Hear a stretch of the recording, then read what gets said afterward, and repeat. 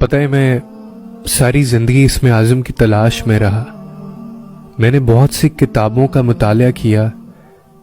میں جانتا تھا کہ اسم اعظم وہ اللہ پاک کا نام ہے جسے پکارا جائے تو سارے بگڑے کام بن جاتے ہیں.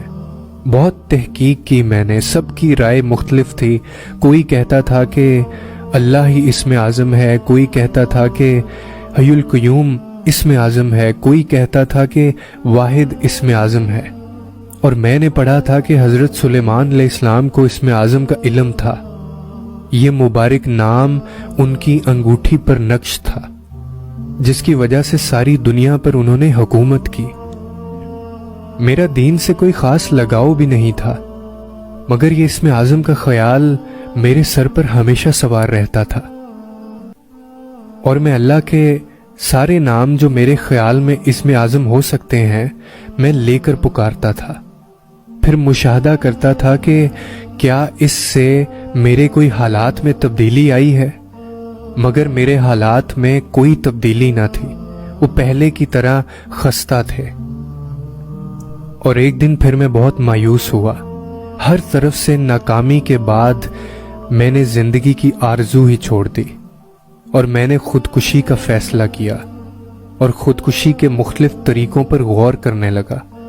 پھر مجھے خیال آیا کہ اگر کچھ ادویات زیادہ مقدار میں کھا لی جائیں تو اس سے آدمی مر جاتا ہے. اور اس بات کا علم تھا مجھے کہ وہ کون سی ادویات ہیں. اور میرے گھر میں کچھ ادویات کا ذخیرہ تھا جو مختلف اقسام کی تھیں. اس میں کچھ سیرپ اور بہت سی گولیاں بھی تھیں. میں نے کافی مقدار میں وہ گولیاں کھائیں اور سیرپ پہ سیرپ پینا شروع کر دیے. اور جب میں یہ سب کچھ کر چکا تھا تو مجھے اللہ کا خیال آیا اور اس بات کا خیال آیا کہ خودکشی حرام ہے اور اس کی سزا جہنم ہے. اور مجھے شدید خوف طاری ہو گیا اس بات سے کہ میں عنقریب مرنے والا ہوں، اور کچھ اس بات سے کہ جس طریقے سے میں مر رہا ہوں وہ بھی حرام ہے. اور میں نے رونا شروع کر دیا. کچھ دیر بعد اٹھا، وضو کیا، جائے نماز بچھایا اور نماز پڑھنے لگا.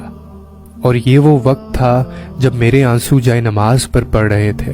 نماز کے بعد میں نے دعا کے لیے ہاتھ اٹھائے، اس کے سامنے ہاتھ پھیلائے.